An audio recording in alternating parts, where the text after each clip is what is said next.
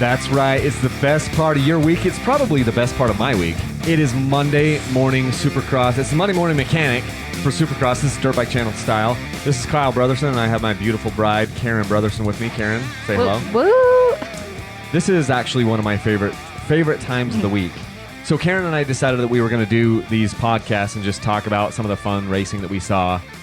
And I didn't know how it was going to go, but I've actually really, really enjoyed it. And I look forward to this time every week. Because we are not anywhere close to a sports recorder or reporter. Hey. We are just saying how we feel, people. And it's just fun, though, right? It's just fun to be like, hey, this is what we notice, and it's something that we do as a family. So we don't have any kids with us, and today actually is a world record because we're not doing this at like 10 o'clock at night on Sunday. We're actually getting this done before the kickoff of the Super Bowl. I know there's no people that are listening to this that care anything about football, but hey, actually, I bet you most of the people who listen to this on Monday morning will have watched some of the Super Bowl yesterday. Oh, for sure. Whether they're football fans or commercial fans, either one. Because are you more of a commercial fan? Or do you watch the Super Bowl just for the commercials? This year, I'm an absolute commercial fan. It's supposed to be I don't have a team in it, you know. But it's supposed to be a pretty good game. 49ers, Chiefs. I don't really care. So care. if the Broncos aren't in it, which happens like most of the time that they're not in it, or Cardinals, right? Oh yeah, Arizona. So, okay, yeah, but that doesn't. But those teams aren't in it very often. That's true. So jumping into Oakland. So last night we got together as a family and we watched the racing. We went from Supercross to Super Bowl. That's what we're doing. We did. And so last night in Oakland, the racing was really, really good. Some fun things happened. I almost lost my voice in one of the heat races. Let's start just with the 250 though. Let's start with kind of what happened in the 250 racing. What did you notice? The one thing that I kind of wanted to mention was just Mosman.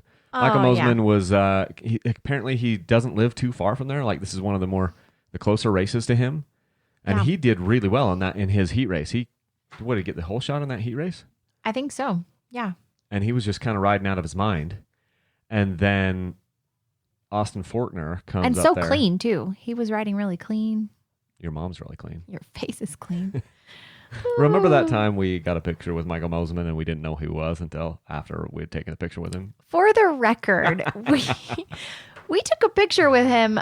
We knew his name, but just not his face with his name. Yeah, we didn't know the name and the face together, and so. But by golly, now we know. Yeah, we were in line to get a picture with Osborne, and then right there was Anderson, and Karen's like, "Let's just jump out of the line after we get a picture with Osborne." I'm like, "No, Karen, you said that. Let's get this record straight, people. Who's going to tell the truth? Oh yeah, me." No, the way I remember it is you said we'll just jump out after, and then I was like, that would look really rude. That's how I remember it. No, I said you could if you wanted to, but I'm going to stay. And then we got a picture we're like, hey, Jason, we don't need your autograph. Just snap a picture with us. He's like, oh, cool. And then there was Dean Wilson, and we're like, hey, sweet, it's Dino. And then there was this, we're like, who in the heck is that? We just couldn't think of who it was. It was Michael Mosman. I couldn't see the back of his jersey to know his name. Anyway, so Michael Mosman has a good race last night, and or I guess 2 nights ago when you're listening to this. He had he was feeling it in that first heat race, and he was kind of battling there with Austin Forkner, and Austin Forkner does a stoppie kind of down that main stretch, a nose wheelie to keep Mosman behind him. Like Forkner is showing some serious attitude. Forkner, let's just say it, Forkner's kind of full of himself, don't you think, Karen? Just a little. I mean, he's young, right? He'll probably grow into that head of his, but. That head of his. Anyway, he did a really cool kind of nose wheelie thing because he was just like on the gas so much to try to keep Mosman behind him, and then he just like got on the brake so hard that he was into a stoppie, a nose wheelie. Oh yeah, which was kind of cool. Yeah. But then Mosman had that freaking hard crash in the main. Oh, that was rough. Like he took out a few bikes on that one. Yeah, he must have been dazed and confused, and it's kind of sad because that's his hometown race, so you never want to see that. You never want to see anybody get hurt. And I don't know if he is hurt. I just know that he finished last in the main event. They've got him down as 22nd. He got 1 point for that. And he was, qualified third going into the main event. So he had, that good. I don't know what his qualifying was earlier, but going into the main event, he qualified third for that because of his run in that heat race. So What else did you notice in the 250 main there in Oakland, Karen? I don't know. Ferrandis, he's trying his best to stay on the clean, straight and narrow path.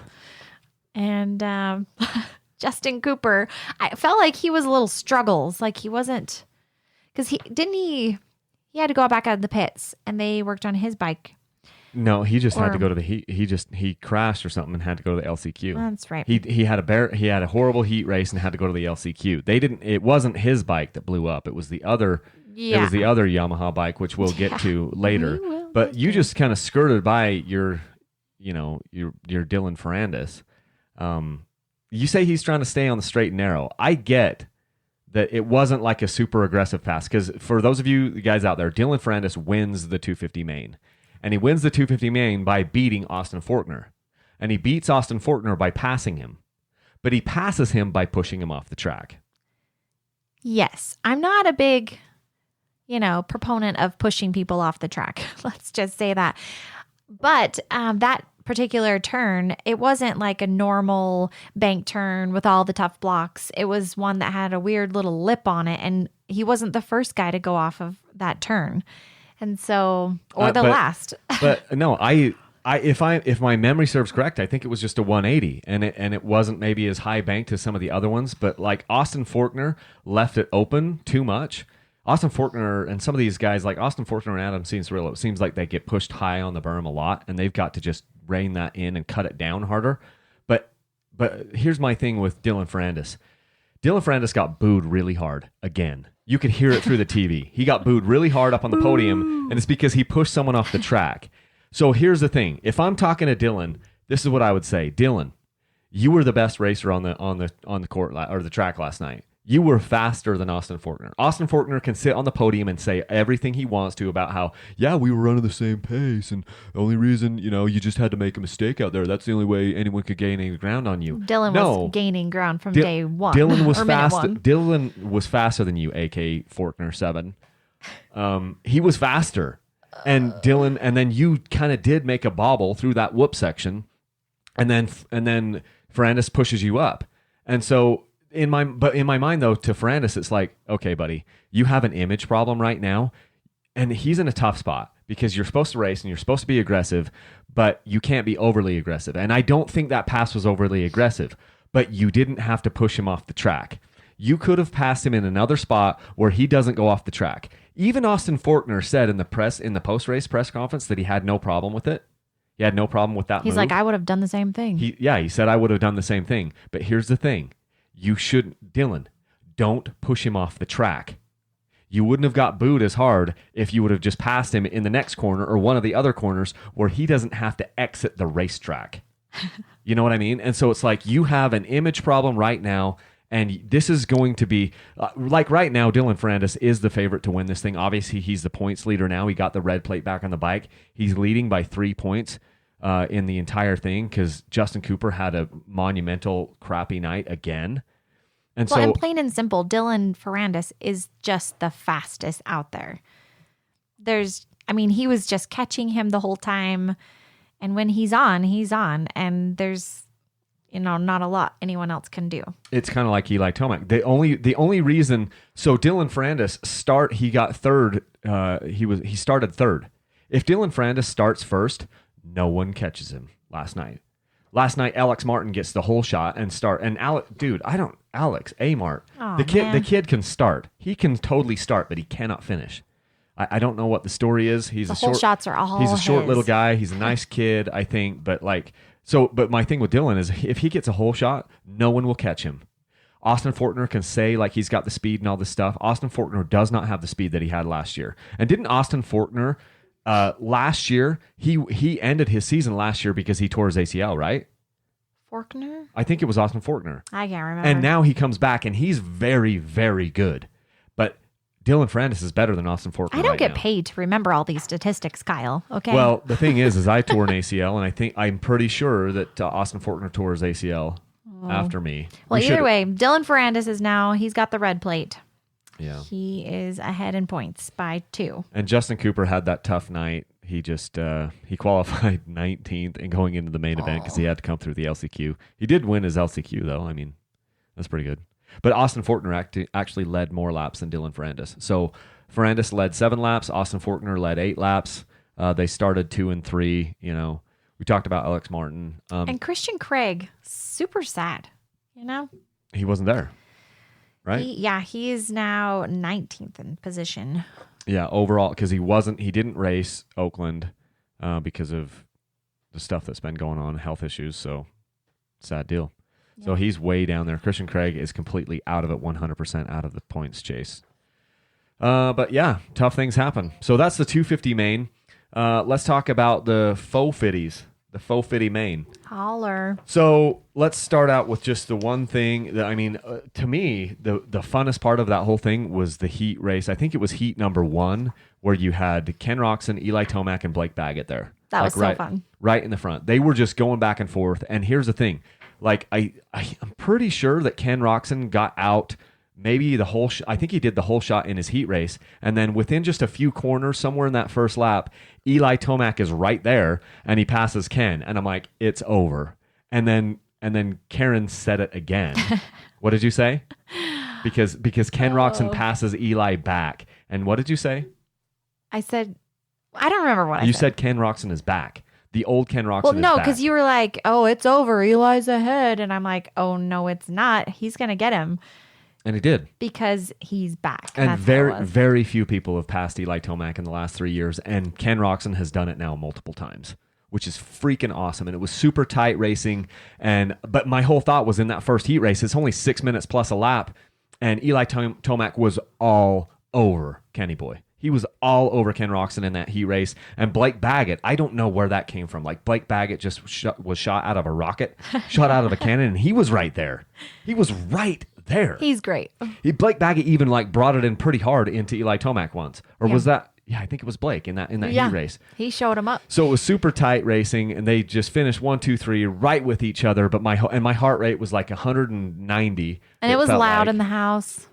Yeah. And even our 2-year-old, Kenzie, she started cheering for Blake Baggett, and she called him Baggy. Baggy. And I'm like, no, cheer for Ken Roczen. And then I'm like, say Roczen. And she goes, Baggy.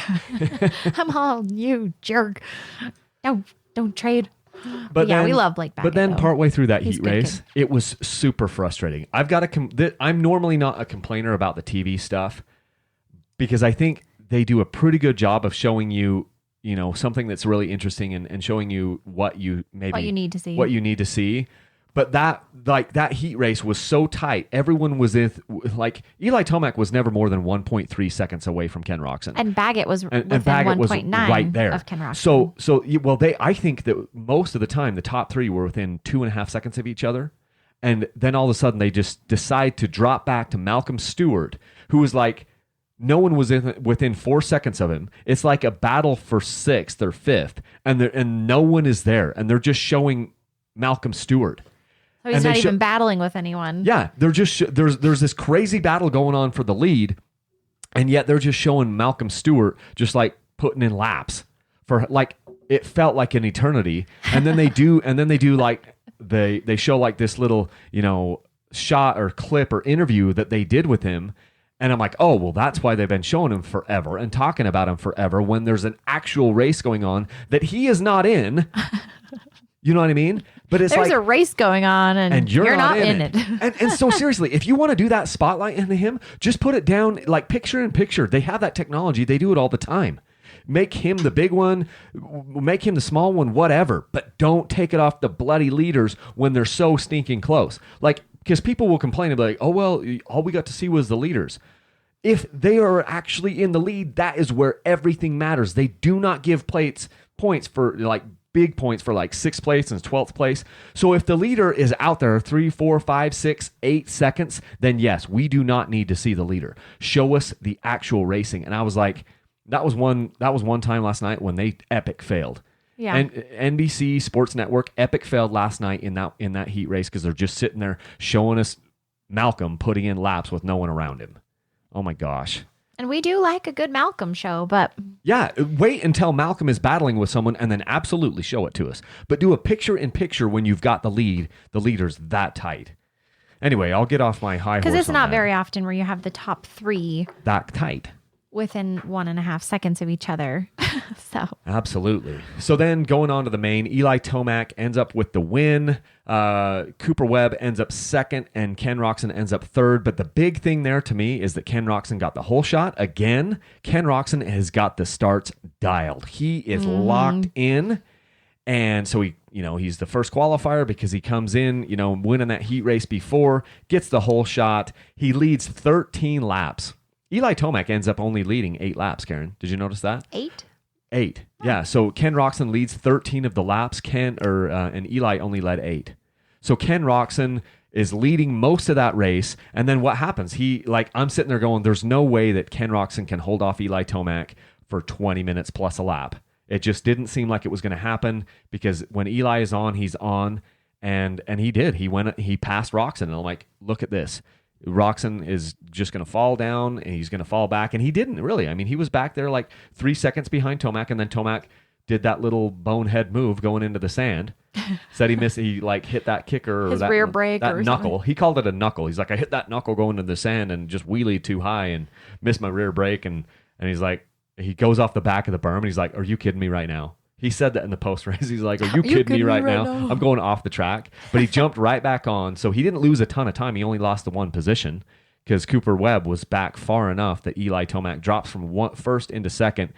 And it's like, can Ken hold on here? And there was like 6-7 minutes or something. I can't remember. And of course, Eli Tomac, if he's on like that, you can't beat him. Only person that can beat him is himself. And so he passed Ken again, which I think is a big statement. Well, there was like Ricky Carmichael was saying something like there was 30 seconds or so after he went off the sand to where he was not looking normal, and then he gathered himself together and then drove in. So it didn't take him long to regroup, and good thing for Eli Tomac. Eli Tomac is at this point, he is now he's only 3 points back on Ken Roczen in the championship. And anything can happen with this championship. Well, we'd have to go back and look, but I believe that this is the best. This might be the best position that Eli Tomac has been in since entering the 450s at this point. Yeah, because he's usually pretty crappy in the beginning of the season, and then he has to work his way back up. Yeah, when it was like the years with the Dungey. Eli Tomac years. And yeah, because Dungey was like getting out to these big leads. It was like Dungey and Roczen kind of up there doing good things, and Tomac just trying to figure out how to get his bike in gear and how to get his pants buckled and how to pick his bike up when it falls down. I'm telling you, he tried to tuck in his shirt on one of those jumps. I'm not kidding. His jersey's flapping in the wind, and that always drives me crazy. I think it looks so sloppy, like Jason Anderson always does that. But anyway, so he's going over one of the big jumps and his left hand reaches back and he tries to tuck in his shirt. And Kyle's like, he did not try to tuck in his shirt, but it really looked like it. I'm not sure what he was doing. I will admit. It looked weird and it looked like he was tucking in his shirt. Okay, here's what I'll say. I'll admit that I saw what Karen saw and it looked like he might have been trying to tuck his shirt in, but I'm sitting there thinking there's no way he's doing that. Like, why would he be doing that? Maybe he thought his underwear was hanging out. I don't know. Hey, his underwear probably says ET3 on it. Oh, man. It's good for branding. It's like his pants. So I'll agree with you. It looked like he was trying to tuck his shirt back in, but I can't, for the life of me, like, why would he be doing that? We got off topic. Sorry about that. No, people. It's perfect. That's exactly what this is for. People know. They can look at this. They can look at the stat sheet. They want to know what we saw. And we saw him tucking in his shirt, by golly. And we saw him trying to tuck his shirt in. Like, what are you doing, brother? He's always having wardrobe malfunctions. He really is. It's his shirt. It's his pants. It's something like that. What is going on? What is going on? I really do want to know. But, like, you know what? He's in a spot now where he's only 3 back, and they're going into, like, what, round... Oh, that's 5. They've done 5 rounds. And so next week is round 6, and he's only 3 back in the championship. That might be his best position since entering the 450s. So good on him. And for me, obviously, I'm pulling for Ken Roczen this year. I think you are too, Karen. Yeah. Overall. But this is actually really, really good for the sport to have it so close, to have those guys so close. Because Justin Barcia is back there not too far. Speaking of Justin Barcia... Poor guy. His engine blew up in the heat race. and he had to take off his helmet and let his blonde flowy hair flap in the wind as he pushes it around, and they have to do a full engine. What is that called? Where you swap out engines? They swap the engine in like 10, 13 minutes. There's 5 mechanics around his bike. Yeah, because his bike blew up in the heat race towards the end. It was almost the end of the heat. I think they were on the last lap in the heat race, and then suddenly he's over there smoking. And there's his bike there's all kinds of steam and everything, and it's smoking, and he starts pushing it, like running it over towards the mechanic area, because he's got to push it to the mechanic area, and then they can push it out of the stadium.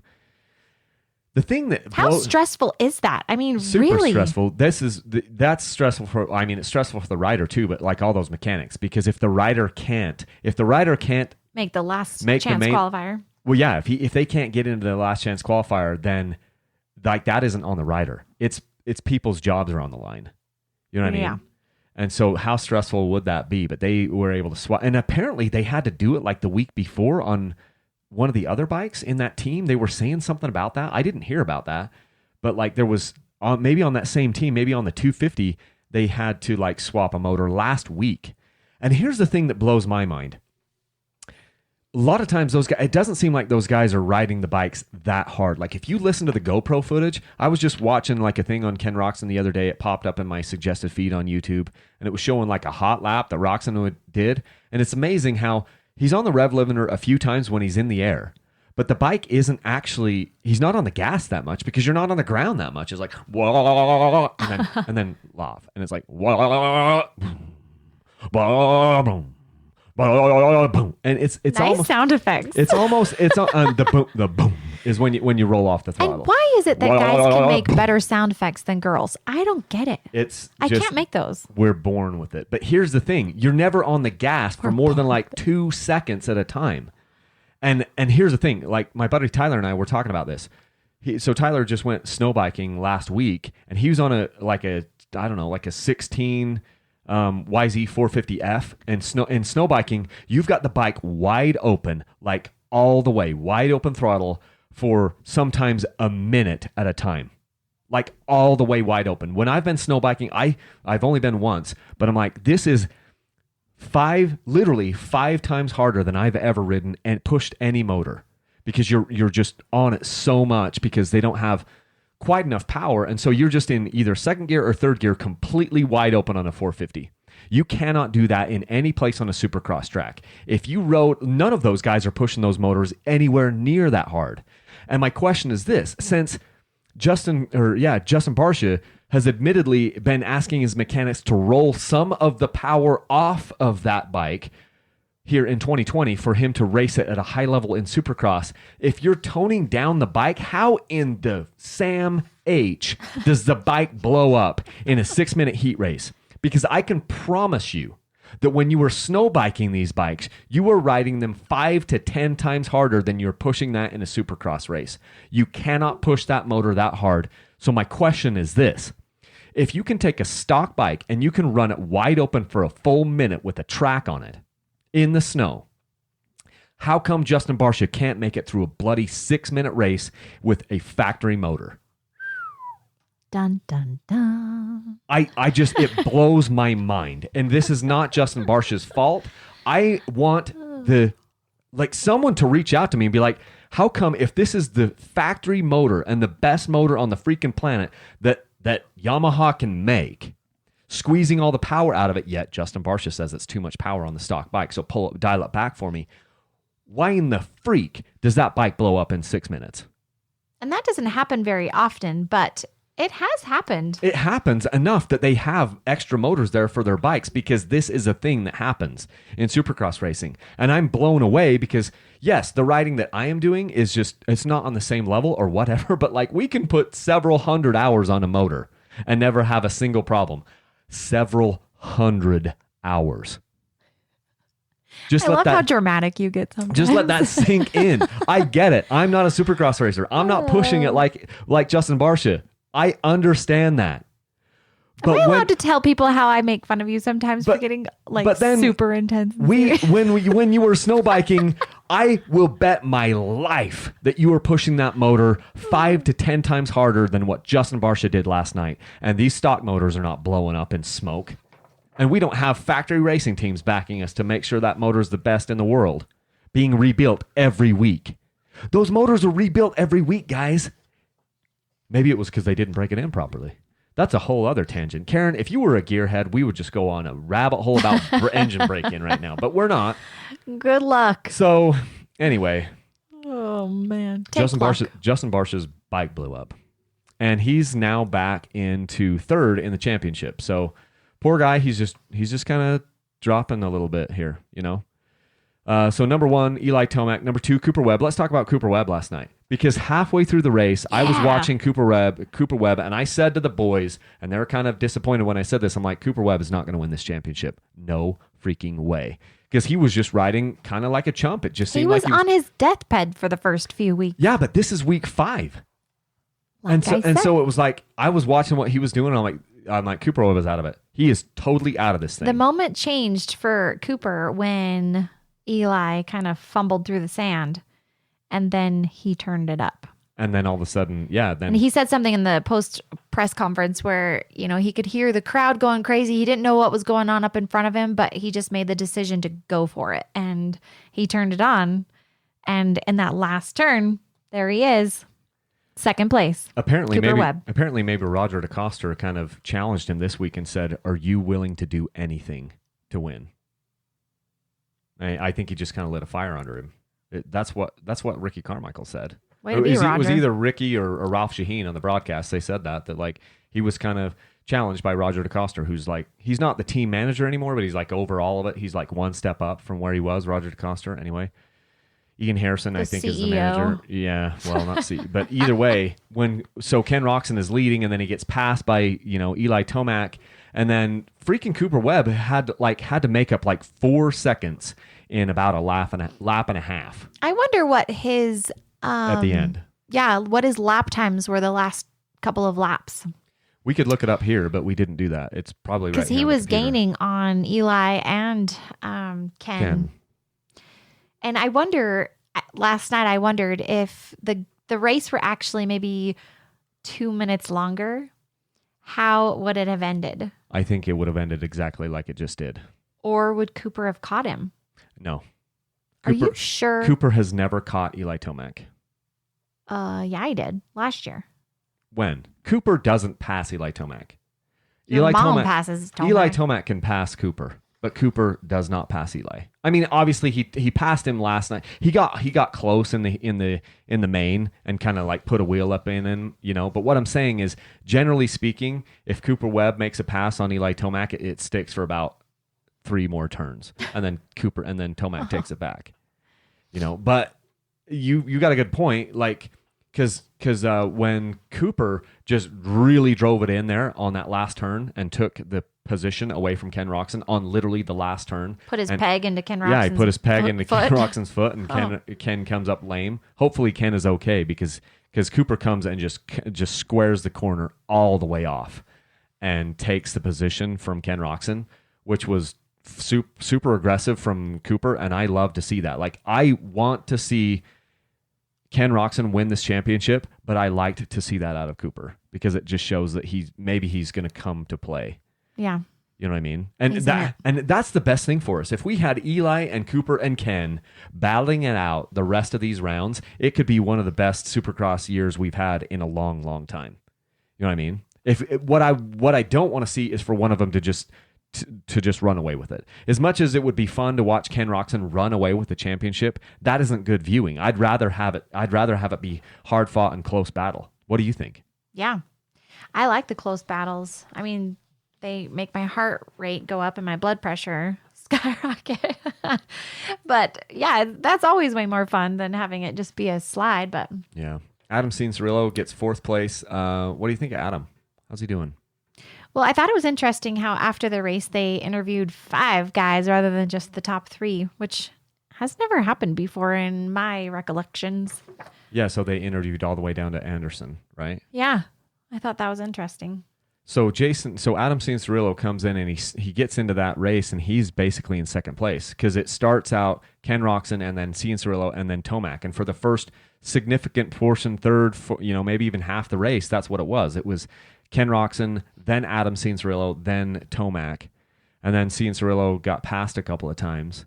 What do you think he's got to do to kind of get out of because I would say he's been qualifying in the early qualifying practice. He's been qualifying number one this entire year. Is like 5 out of 5 rounds. He's been the fastest qualifier going into the night show. What does he need to do to actually start being more consistent and getting on the podium every week? That's a remarkable question. What's your answer? I don't know. I got nothing. I'll tell you what he has to do. Stop putting his bike in the dirt. If he could stop putting his bike in the dirt, because I can't remember the last race that I saw where Adam Cianciarulo doesn't have to pick his bike up one time in the main. So I think what I'm going to do... enjoy AC. I do too. I love the kid. But what I'm saying is I need to text him and be like, hey, bro, you know what you could do to like make your starts or make your finishes better? Stop putting your bike in the dirt. Because I've noticed that when you're picking it up, you lose time and the other guys pass you. Minor details. Anyway. Oh, yeah, I don't know. It's probably just mental. But he's such a cool guy. And it was funny because when they interviewed the first 3 guys and then, they interviewed Adam Cianciarulo, Kyle was like, why are they interviewing him? And I'm like, well, because it's AC. He's entertaining. People want to hear what he has to say. And then... that interview got over and then they ended up interviewing Jason Anderson. And I was like, oh, okay, well, I don't have an answer for that one. Yeah, because I'm like, what are they doing with Adam? And Karen had the explanation. I'm like, oh, yeah. Because basically, I think what you said is they're just trying to make screen time for Adam because he's better screen time than most of the people. And that made sense to me. But then all of a sudden, they turn it over to Jason Anderson. It's like, okay. That theory just went out the window. Yeah. I think they just decided at some point they're like, hey, we've got enough time. The producers probably looked at the time. They said we have enough time. Let's go right through top 5. But I guess so. And still with Jason Anderson right there, he's still a dark horse. I mean, he's back a little bit. Jason Anderson is down. I guess he's only down 17 points. He's down 17 points. Cooper Webb is down 18 points. But they were saying, the top 2 are 12 points ahead of everyone else. And that's a pretty good place to be for at least Ken Roczen and Eli Tomac. Yeah, because Tomac is 12 points ahead of Justin Barcia, who's in 3rd. So it's pretty tight there. You've got the top 5 guys within 18 points of each other. So it's not out of reach for anybody. If Cooper Webb continues to ride like that, it isn't out of reach for him because Eli Tomac is going to have a race or 2 where he like pooches it. Like that's been his MO. If Eli Tomac doesn't have a race where he pooches it, he will win this season. I'm still rooting for Ken. I'm still hoping for Ken. I wouldn't be torn up if Eli Tomac won the championship. It would at least be nice to see him get the monkey off his back because I think last night he just passed Dungey. No, he didn't pass Dungey. He passed someone for like all-time wins. He passed someone. Like he moved up. He's like in like 6th or 7th all-time for wins. It's not Dungey. I can't remember who he passed. He's got maybe 8 more to pass Dungey. But he's never won a championship. And so he's got to get that monkey off his back. He's already the guy that has the most wins without winning a championship. And so it's not that I wish evil or bad on the guy. I'd like to see him do well.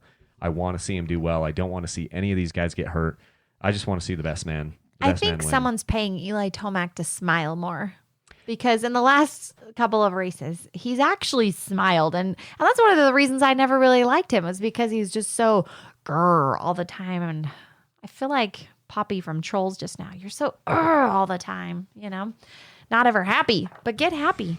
You're winning. I think the more that he can smile, the better off he's going to be. And I think it's a recipe that I hope he would find. I remember they always had these interviews with his dad. His dad's this, famous downhill mountain biker, and his dad's like, as soon as Eli's not having fun, we're done with this. We're going to quit this if he's not having fun. Well, Eli hasn't had fun for years. Yeah, exactly. He hasn't had fun for many, many years, but he's been too close to give it up, and he shouldn't give it up. Eli Tomac is one of the best people on the entire planet. with a dirt bike between his legs. And let's go Go out. Ken Roxon. Eli, go out there and get it. But I hope Ken gets it. Either one of you guys, though. Hey, they're both amazing riders, and it's going to be fun. I hope that they can continue this little battle for many, many weeks to come. So that's our summary of the Oakland Supercross race. Next week is in Santa Diego. You know that's not how you say that, right? San Diego. I like San Diego. Karen and I have gone down to San Diego twice for That's been Supercross. fun. But Yeah. we're probably not going to do it this week. So we're going to go somewhere else. We don't know yet. Maybe Seattle. Is that what you want to do? Go to Seattle? Maybe. And then Salt Lake City? This music's been playing for a while. We better go. The music, it's like it's 2 minutes, but I can end it whenever I want. Karen's always wanting me to end it. We got to get this moving. People don't want to listen to this ramble on all day. So we will see you guys next week on Monday Morning Mechanic. You want to say it, Karen? Peace out. Leave a single track. I knew what you wanted me to say. I wasn't going to do it.